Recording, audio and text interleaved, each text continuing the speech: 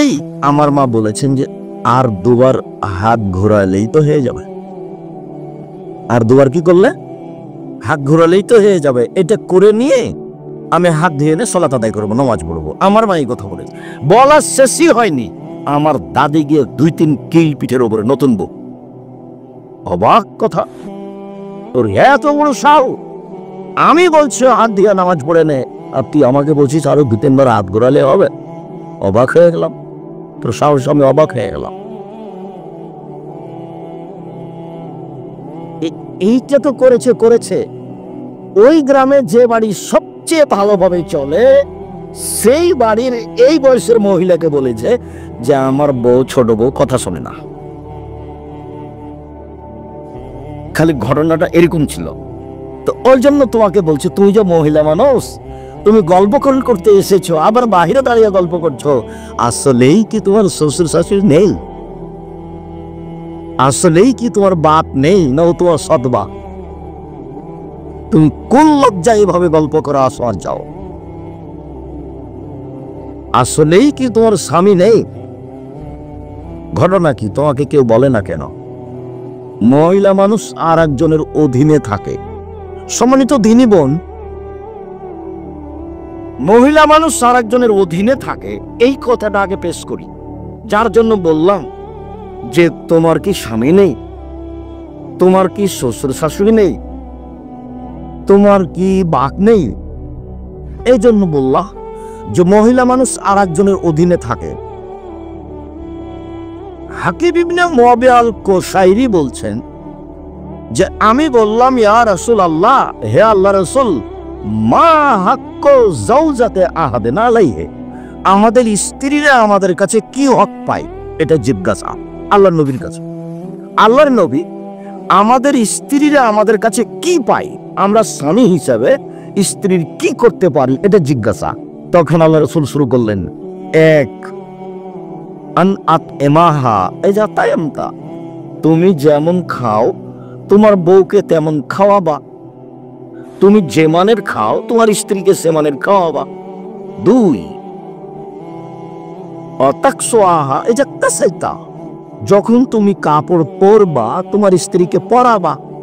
যে মানের তুমি কাপড় পরো তোমার স্ত্রীকে সে মানের পরাবা। 3 ওয়ালা তাজরিবিল ওয়াজহা, কখনো ধমক দেওয়া লাগলে, মারা লাগলেও মুখের উপরে মারো না। 3 4 ওয়ালা তুকাব্বে, কটু কথা বলো না। কোন সময় বউকে কটু কথা বলো না।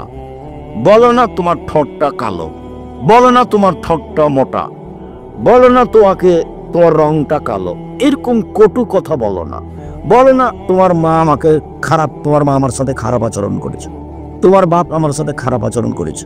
তোমার স্ত্রী কষ্ট পাবে এরকম কটু কথা বলো না। 4 5 ওয়ালা তাজরাহা ইল্লা ফিল বাইতে, তুমি তাকে তোমার বাড়ি ছাড়া কোথাও যেতে দিও না। থাক কোথাও, খালার বাড়ি, ফুপুর বাড়ি, নানির বাড়ি, দাদির বাড়ি, মায়ের বাড়ি যেতে দিও না। জরুরি প্রয়োজন ছাড়া তোমার স্ত্রী তোমার বাড়ি থেকে যাবে না। এই যে স্বামীর অধীনে থাকবে, স্বামী যখন যেতে বলবে প্রয়োজন হলে যাবে, তাছাড়া যাবে না। এই ছেলে, ওই যে লোকগুলো কথা বলছে তোমরা কন্ট্রোল করো, চেষ্টা করো। এখানে দাঁড়াও একজন, ওখানে দাঁড়াও একজন, পুরোটা কন্ট্রোল করার চেষ্টা করো। যে কথা বলছে, গল্প করছে, তারপর এগুলো প্রয়োজন নেই, সেটা এখন ব্যস্ত, হয়তো কোনো জিনিস কিনবে বা কারোর সাথে গল্প করছে সেই জন্য ব্যস্ত। তোমরা একবারে মুখ বন্ধ করে পুরো পরিবেশটা এমন ভাবে রাখবে পাখি যেন মনে করে তুমি পাথর। রাসূল সাল্লাল্লাহু আলাইহি সাল্লাম সাহাবীগণকে বসতে বলতেন, সাহাবীগণ বসে এক খেয়ালে চেয়ে থাকতেন, তখন আল্লাহর নবী কথা বলতেন। আল্লাহ নবী একদা বলছেন যে, আবু হুরায়রা, লব্বাইক ওয়া সাদাইক ইয়া রাসূলুল্লাহ, আল্লাহ রাসূল আমি প্রস্তুত বলেন। বা মুআয ইবনে জামাল, জি আল্লাহর নবী আমি প্রস্তুত বলেন। মুআয ইবনে জামাল, জি আল্লাহর নবী আমি প্রস্তুত বলেন। এইটার আগের বাক্যটা বলি, গাধাতে আগে আছেন আল্লাহর নবী আর পিছনে আছেন মুআয ইবনে জামাল। মানে মোটর সাইকেলে চালাচ্ছেন যিনি, তিনি আগে আর আরেকজন পিছনে আছে। তো কত দূরে আছে? লেগে আছে। তো গাধা তো আরো ছোট ছোট প্রাণী। তো আল্লাহ নবী আগে আছেন আর মুআয ইবনে জাবাল পিছে আছেন। তো আল্লাহ রাসূল বলছেন, মুআয ইবনে জাবাল। তখন মুআয ইবনে জাবাল বলছেন, লাব্বাইক ওয়া সাদাইক, প্রস্তুত। বলেন, মুআয ইবনে জাবাল, লাব্বাইক ওয়া সাদাইক, জি প্রস্তুত, উপস্থিত। বলেন, মুআয ইবনে জাবাল, জি প্রস্তুত, উপস্থিত। বলেন, কথা না বলে তিনবার বলছেন কেন? তাকে প্রস্তুত করছেন। আল্লাহর নবী একটা কথা বলবেন সাহাবীকে, তাকে কি করছেন? প্রস্তুত করছেন। এখন বলছেন, বলতে পারো তুমি আল্লাহ আমাদের কাছে কি পান আর আমরা আল্লাহর কাছে কি পাই? পরস্পর পাওনা। আমারটা দিয়ে দিতে হবে আমাকে, আর ওনারটা তাকে দিয়ে দিতে হবে। এটা পরস্পর পাওনা। এটা কি বলতে পারো? তখন মুআয ইবনে জাবাল বলছেন, সেটা তো বলতে পারি না, আল্লাহ এবং আল্লাহর রাসূল ভালো জানেন কি যে তিনি পান আমাদের কাছে আর আমরাই যে কি পাই তার কাছে। তখন বলছেন, শোনো, তিনি আমাদের কাছে যেটা পান সেটা হলো শিরক করা হবে না। আমরা যদি শিরক না করি তাহলে তিনি যেটা পান সেটা কি করলাম? দিয়ে দিলাম, তার হকটা দিয়ে দিলাম। জীবনে কথা বলা যাবে না যে গরুকে লাথি মারা যাবে না। এটা বললেই ওটা কেটে গেছে, লা ইলাহা ইল্লাল্লাহ কেটে গেছে। লাথি মারলে বেশি ভালো হবে লাঠি দিয়ে মারার চেয়ে। লাঠিতে মারলে কম লাগবে আর পায়ে মারলে বেশি লাগবে। তো পায়ে মারতে খারাপ লাগে কেন? গরু হচ্ছে হিন্দুদের দেব দেবতা, একটা আল্লাহ, একটা মাবুদ। ওই ভালোবাসা আমাদের মাথার উপরে চড়ে আছে, যার কারণে আমাদের কেমন কেমন লাগে। রাজশাহী চাঁপাইনবাবগঞ্জে কুলাতে কুলা বুঝি না আপনারা? না। তো আপনার মা কুলাতে চাউল ঝাড়ছে, তখন আপনার ছেলেটা লাফ দিয়ে সে কুলার উপরে চড়ে দিচ্ছে। তো আপনার মা বলবেন এই কথা, সরো ভাই, সরো ভাই, একটু কাজ করতে দাও, সরো ভাই। এটা না বলে চাঁপাইনবাবগঞ্জের ভাষাতে বা আপনার নীলফামারীর ভাষা যে কি আর ঘিনঘিরা কোন লেখা কুলাতে পা দিতে হয়, সব এখান থেকে সব কুলাতে পা দিতে হয়। তো কুলাতে পা দিতে হয় এ কথা বলছে কেন? তার মানে এটা শিরক। কুলাতে পা দিতে হয় না এই কথাটাই কি? এই কথাটাই শিরক। তো ওর পাওনা হলো আমার কাছে কি বলেন তো? শিরক না করা। আমার পাওনাটা কি তার কাছে? শাস্তি না দেওয়া। উনি আমাকে শাস্তি দিতে পাবেন না, তবে পদ্ধতি হলো তারটা আগে দিতে হবে। বুঝাতে পারিনি। পদ্ধতি হলো যে তার পাওনাটা আগে তাকে দিতে হবে, তখন তিনি আমারটা দিবেন। তারটাকে যদি আমি পূর্ণ না দিই তখন বলবেন, না তুমি আমার সাথে নৌখারামি করেছ, তুমি আমারটা দেওনি, তোমার সাথে আর হলো না আমার। তার নাম হলো শিরক। এদেশের মাটিতে, বিশেষ করে রংপুর নীলফামারীতে বেশি শিরক। কথায় কথায় সে, কাজে কাজে সে। এটা প্রায়ই চট্টগ্রামের মতো। বিভিন্ন সময়ে যেটা আমি আজ করেছি তাতে প্রায়ই চট্টগ্রামের মতো। চট্টগ্রাম, বরিশাল, ফরিদপুর মানে শিরক দিয়ে ঢাকা, পীর দিয়ে চলে। অথচ অনেক মানুষ আলাদিস উর্দুজিত এলাকা। দিনী বোন শোনেন, আপনি কিভাবে গল্প করলেন আর হ্যাঁ করে হাসতে হাসতে আসলেন আর গেলেন, চলে গেছেন। আমি তো এসেছি কষ্ট করে, আপনি চলে গেলেন কেন বাড়িতে? আমি তো বসেই আছি, আপনার জন্য তো আমি এসেছি, আপনি বাড়ি গেলেন কেন?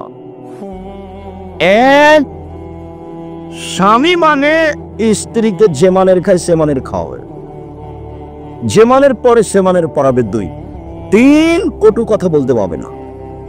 কটু কথা নেই। মারা তো বহু দূরের কথা। তালাক দিবেন কেন? মারবেন কেন? তালাক দিবেন কেন? খালি সামান্য কথাতেই তোকে তালাক দিলাম, তোকে 100 তালাক, তোকে 1000 তালাক দিয়ে এখনই চলে যাও। দুইজন শয়তানকে বোকা, শয়তানে দুজনকে বোকা বানাচ্ছে। শয়তান দুজনকে কি করেছে? বোকা বানিয়েছে। ও তখন বলছে, তুই আমাকে এক্ষুনি তালাক দে, তুই আমাকে এক্ষুনি তালাক দে, তোর থাকবো না বাড়িতে। তখনই বলছে, যা তোকে 1000 দিলাম, দি যা যা। মানে দুইজনই রাগে আছে, আর রাগ মানুষকে বোকা বানায়। আর তালাক এমন একটা জিনিস, মজাক করে বললেও তালাক হবে, তৎ করে বললেও তালাক হবে, ভালো অবস্থাতে বললেও তালাক হবে, হাইড অবস্থাতে বললেও তালাক হবে। কয়েকটা জিনিস আছে, জিদ্দ হন না জিদ্দ না, হাজলো হন না জিদ্দন। তৎ করে বললেও চূড়ান্ত, মজাক করে বললেও চূড়ান্ত, তার একটা হচ্ছে তালাক। তবে এরকম কথা যদি বলে তুই চলে যা, তোকে বাড়িতে রাখবো না, তুই চলে যা, তুই যাস না কেন, তুই এখনই যা, তুই বুঝতে পারিস না তোকে রাখবো না, মায়েরে কি বুঝতে পারিস না, এগুলো কথাতে তালাক হবে না। তালাক শব্দ মুখে বলতে হবে তোকে তালাক দিলাম। আর যত নোংরা কথা আছে, ঝগড়া বলতে তুই আমার বাপ, তুই আর বাপ, তুই অমুক তমুক, এইসব কোনো কথাতে তালাক হয় না, সব ফালতু কথা। কটু কথা বলবেন না। 4, মুখের উপরে মারবেন না। 5, আপনার স্ত্রী জরুরি প্রয়োজন ছাড়া বাড়ি ত্যাগ করতে পারে না। চাচির বাড়ি, খালার বাড়ি, ফুফুর বাড়ি, নানির বাড়ি, মায়ের বাড়ি, দাদির বাড়ি, কোন বাড়ি যেতে পারে না জরুরি প্রয়োজন ছাড়া। তার নাম স্বামী, তার নাম পুরুষ, তার নাম স্বামী, তার নাম পুরুষ। কাপুরুষের পরিচয় দিয়ে একটা মূর্খ মানুষ স্বামী হয়ে সংসার নষ্ট করেছে। উপস্থিত দিল্লি বৈঠকের মুসলিম বোন, আরেকটা হাদিস, আপনার জন্য জান্নাত যত সহজ, পুরুষের জন্য জান্নাত তত সহজ নয়।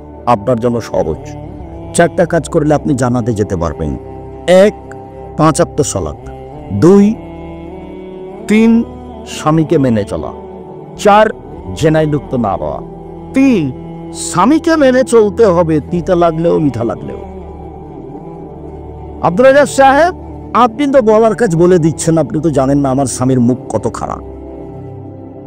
আমার স্বামীর মুখের ভাষা একেবারেই খারাপ, আমি তার মুখখানের দিকে তাকাতে পারি না, দেখতেই পারল না। ঠিক আছে, আপনার কথা ঠিক, আপনার স্বামী আপনাকে গালি দেয়, এই কথাই ঠিক। আমি আপনাকে বলছি, দেখেন, আমি আপনার দিনী ভাই, আপনার কাছে থেকে বলছি যে আপনি মেনে নেন, এরপরেও মেনে নেন, ভালো হবে।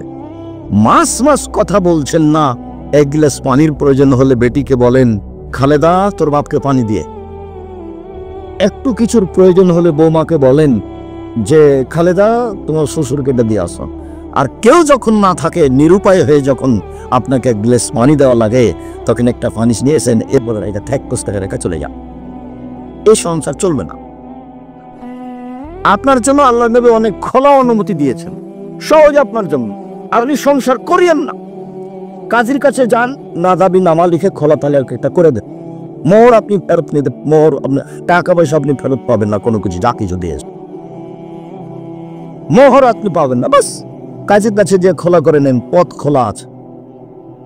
স্বামী যতই ভালো হোক না কেন, স্ত্রী ইচ্ছা করলে স্বামীর কাছে খোলা তালাক নিতে পারে। সংসার করবো না আপনার সঙ্গে, আমি সংসার আমি আপনার সাথে করব না। পথ আছে, আল্লাহ নবী পথ দিয়ে গেছেন, হাদিস বুখারী মুসলিমের। আপনি মাস মাস স্বামীর সাথে কথা না বলে কেমনে থাকেন, চলে কেমনে, কি আপনি আমাকে বুঝাতেন? তাহাজ্জুদ পড়া, ওইসব তাহাজ্জুদ লাগবে না, ওইসব 5 ওয়াক্ত সালাত লাগবে না। আপনার স্বামীর মুখ খারাপ হোক, বেঁকা হোক, গালি দেখ, যাই দেখ, আমি পরামর্শ দিচ্ছি আপনি মেনে নেন। যদি শেষ পর্যন্ত নাই ভাই, তাহলে আপনি এভাবে থাকিয়েন না। 24 ঘন্টার মধ্যে আপনি তার কাছে খোলা তালাক করে নেন। 30 দিন পরে অন্য জায়গাতে বিবাহ বসেন, আর নাহলে ছেলেদের সাথে থাকেন, মেয়ের কাছে থাকেন, কোনো সমস্যা নেই। আপনি এভাবে সংসার করিয়েন না। 3, স্বামীকে মেনে চলেন। 4, জেনায় লিপ্ত যদি না হয়, ঘটেও যদি যাই তাকদির বশত, এখন আপনি কান্নাকাটি করেন, এটা আল্লাহর সাথে জড়িত পাপ, নিরাশার কিছু নেই। মরা পর্যন্ত আল্লাহকে বলতে থাকেন। মুসা আলাইহিস সালাম 1 থাপ্পড় দিয়ে মানুষ মেরেছিলেন, বাকি জীবন আল্লাহর কাছে ক্ষমা চেয়েছেন। আল্লাহ বলেছিল যে আমি মুসাকে কি করে দিয়েছি, ক্ষমা করে দিয়েছি, আপনি ক্ষমা চান। 4টা কাজ করেন, জান্নাতের সব দরজা খোলা। 1, 5 ওয়াক্ত সালাত। 2, রমজান মাসে রোজা। 3, স্বামীকে মেনে চলা। 4, জেনায় লিপ্ত না হওয়া। জান্নাতের সব দরজা খোলা। এইখানে জান্নাতের সব দরজা খোলা কথাটা বলতে গিয়ে আরেকটা কথা বলি, সেটা হলো এই যে এমন একটা কাজ আছে দুনিয়াতে, গরম ভানি, এমন একটা কাজ আছে দুনিয়াতে যে সেই দোয়াটা পড়লেও দরজা সব খুলে দেওয়া হয়। সেটা হলো ওযুর পরে যদি আপনি বলেন আশহাদু আল্লা ইলাহা ইল্লাল্লাহু ওয়াহদাহু লা শারীকা লাহু ওয়া আশহাদু আন্না মুহাম্মাদান আবদুহু ওয়া রাসূলুহু, তাহলে আপনার জন্য জান্নাতের সব দরজা খুলে দেওয়া হয়েছে। আল্লাহুম্মা জাল্লি মিনাত তাওয়াবিন ওয়া জাল্লি মিনাল মুতাতাহিরিন, এই দোয়া পড়লে নেকি হবে, কিন্তু জান্নাতের দরজা খোলা হবে না। কোন দোয়া পড়লে খুলে দেওয়া হবে? আশহাদু আল্লা ইলাহা ইল্লাল্লাহু ওয়াহদাহু লা শারীকা লাহু ওয়া আশহাদু আন্না মুহাম্মাদান আবদুহু ওয়া রাসূলুহু। সম্মানিত দ্বীনি বোন, আমি আপনি মনে করছেন যে আগ্রহ সাহেব আমাদেরকে খুব কষ্ট দিলেন? না, কষ্ট দিনি আপনাকে। আপনার জন্য আমার আরো দুটি কথা। সংসারটা আপনার উপরে নির্ভর করে। মা হলে 4টা জিনিস লাগে, যেটা আমি 30 বছর থেকে বলছি। মা হলে 4টা জিনিস লাগে, যেটা জরুরি। মা মানে এই 4টা লাগবেই। জাবের রাদিয়াল্লাহু তাআলা আনহু, আল্লাহর নবী সবাই মিলে যুদ্ধ করে আসছেন, এখন মদিনায় ঢুকবেন। তো আল্লাহ রাসূল বলছেন, এই সবাই এখানে থাকো, আমরা সকালে ঢুকবো। তো জাবের বলছেন, আল্লাহর নবী আমি নতুন বিবাহ করেছি, আমাকে বাড়ি যেতে দেন। তখন আল্লাহ রাসূল বললেন যে, তুমি কুমারী মেয়ে বিবাহ করেছ না তালাক প্রাপ্ত মেয়ে বিবাহ করেছো? তো জাবের বললেন যে, আমি তালাক প্রাপ্ত মেয়ে বিবাহ করেছি। তো আল্লাহ রাসূল বললেন, তুমি এটা কেন করলে, কুমারী মেয়ে বিবাহ করলে না? তখন জাবের রাদিয়াল্লাহু তাআলা বলছেন, আল্লাহর নবী আমার আব্বা উহুদের যুদ্ধে শহীদ হয়েছেন, আমার 9 জন মেয়ে রেখে আমার 9 জন বোন আছে। আল্লাহ নবী শোনেন, আমার আব্বা উহুদের যুদ্ধে শহীদ হয়েছেন, 9 জন মেয়ে রেখে আমার 9 জন বোন আছে। আক্রাহু আন আতাজাব্বাজা বিসলাউন্না, আমার বোনদের সমবয়সের মেয়েকে আমি বিবাহ করা পছন্দ করিনি 4টা কারণে। আমার বোনদের মতো কম বয়সের কম বুদ্ধির মেয়েকে বিবাহ করা পছন্দ করিনি 4টা কারণে। আল্লাহর নবী এক লেতুয়াল্লেমা হন না, আমি বেশি বয়সের বুদ্ধিমতী মেয়েকে সংসার সম্পর্কে বুঝে এরকম মেয়েকে বিবাহ করেছি 4টা কারণে। এক, আমার বোনদেরকে বিদ্যা শিখিয়ে দিবে। 2 বলে তুয়াদ্দেবা হন না, আমার বোনদেরকে শিষ্টাচার শিখিয়ে দিবে। 3 বলে তুরাজ্জেলা হন না, আমার বোনদের মাথার চুল চিরুনি করে সাজগোজ করে রাখবে।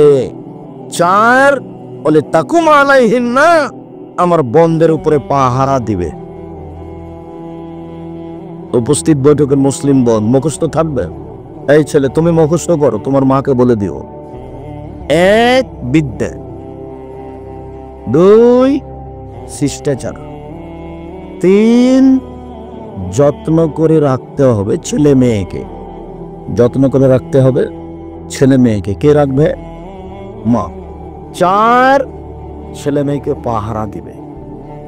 এবার বলি তোমাকে 2টা কথা। তোমার মাকে বলি, তোমার মা যদি এখানে থেকে থাকে, তোমার মা কি বলতে পারে শিষ্টাচার কি জিনিস?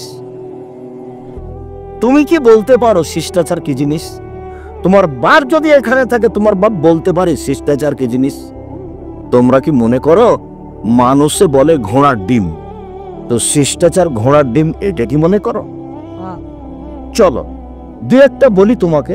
তোমার আব্বা যদি থাকে, তাহলে আপনাকে আমি অনুরোধ করছি আপনি শোনেন। তোমার মাকেও বলছি, তোমার মা যেন একটু ভালো করে শোনে শিষ্টাচার কি জিনিস। শিষ্টাচার, আল্লাহর নবী বলছেন, সব নবীর একটা বৈশিষ্ট্য ছিল, 10টা বৈশিষ্ট্য ছিল সব নবীর। ওটা ছিল খাসলাত, ওটা ছিল অভ্যাস, ওটা ছিল শিষ্টাচার। তা একটা শিষ্টাচার হলো কাসলাত পরে নখ কেটে ফেলা। নখ কেটে ফেলতে হবে, এটা হলো একটা শিষ্টাচার। ছেলে মেয়ে সবার, আপনার স্ত্রী, তো আপনার মেয়ের, তোমার বোনের এখন নখটা বড় আছে, নখে নেইল পালিশ আছে। ইহুদি খ্রিস্টানদের পতিতালয়ের মেয়েদের বৈশিষ্ট্য হচ্ছে নখে নেইল পালিশ দেওয়া। ইহুদি খ্রিস্টানদের পতিতালয়ের মেয়েদের বৈশিষ্ট্য হচ্ছে নখে নেইল পালিশ দেওয়া, নখ বড় রাখা। ইহুদি খ্রিস্টানদের পতিতালয়ের মেয়েদের বৈশিষ্ট্য হচ্ছে নখ বড় রাখা, নখে নেইল পালিশ দেওয়া। বলো তো শিষ্টাচার কাকে বলে? তোমার মা কি শিষ্টাচার জানে? তোমার বাপ কি শিষ্টাচার জানে? তোমার মা তো এত কাজে 19-20 হলে রাগ করে, তোকে যে বললাম এটা করলি না কেন? তো তোমার মা কি একবার বলে দাও ধরে দেবো একবারে, নখ কাটাকে নখ কাট, নেইল পালিশ দিয়েছিস কেন, মেহেদি দিবি? আল্লাহ নবী বলেছেন মহিলারা হাতে তো মেহেদি দিবে, পায়েও দিবে, দিতেই হবে। মহিলারা মেহেদি লাগাতে বাধ্য দিতেই হবে। আর পুরুষের দেওয়া অপরাধ। শিষ্টাচার কি জিনিস? তোমার বাপ একটা তোমার ছোট ভাই পেশা পায়খানার জন্য পট কিনে নিয়ে এসেছে, সেটা হলো ঘোড়া। বলো তো শিষ্টাচার কি জিনিস? তোমার মা একটা তরকারি বাটি কিনেছে, সেটা হলো রুই মাছ। বলো তো শিষ্টাচার কি জিনিস? তোমার মা একটা আয়না কিনেছে, আয়না, সেটা হলো কাতল মাছ। বলো তো শিষ্টাচার কি জিনিস? শিষ্টাচার কি জিনিস? তোমার চোখের সামনে তোমার মায়ের সামনে তোমার ছোট ভাই বাম হাতে গ্লাস ধরে পানি খাচ্ছে। বলো শিষ্টাচার কি জিনিস? শিষ্টাচার কাকে বলে? ডান পায়ের জুতা আগে পরতে হবে, তার নাম শিষ্টাচার। বাম পায়ের জুতা খোলার সময় আগে খুলতে হবে, তার নাম শিষ্টাচার। মসজিদে ঢুকলে আগে ডান পা ঢোকাতে হবে, তার নাম শিষ্টাচার। পেশাব পায়খানা গেলে দোয়া পড়ে ঢুকতে হবে, তার নাম শিষ্টাচার। বের হওয়ার সময় দোয়া পড়ে বের হতে হবে, তার নাম শিষ্টাচার। ডান কাতে শুতে হবে দোয়া পড়ে, তার নাম শিষ্টাচার। উঠার সময় এ দোয়া পড়তে হবে, তার নাম শিষ্টাচার। সন্ধ্যার সময় বাচ্চাকে ছাদের উপরে নিয়ে যাওয়া হবে না, তার নাম শিষ্টাচার। উঠানে আগিনাকে দুধের বাচ্চাকে নিয়ে যাওয়া হবে না, নইলে শয়তান ধরবে। রাতে বাচ্চা কান্নাকাটি করবে, চিল্লাচিল্লি করবে, তার নাম শিষ্টাচার। দরজা বন্ধ করার সময় তো তোমার মা বিসমিল্লাহ বলবে, তার নাম শিষ্টাচার। লাইটটা যখন অফ করবে তখন তোমার মা বিসমিল্লাহ বলবে, তার নাম শিষ্টাচার। খাদ্য পাতিল, তরকার পাতিল, সব পাতিল যখন ডাকবে তখন তোমার মা বিসমিল্লাহ বলবে, তার নাম শিষ্টাচার। শিষ্টাচার কি জিনিস? শিষ্টাচার কাকে বলে? তোমার বাপ মা কি শিষ্টাচার বুঝে? 14 বার মাস্টার ডিগ্রি পাস করলেও শিষ্টাচার ভিন্ন জিনিস।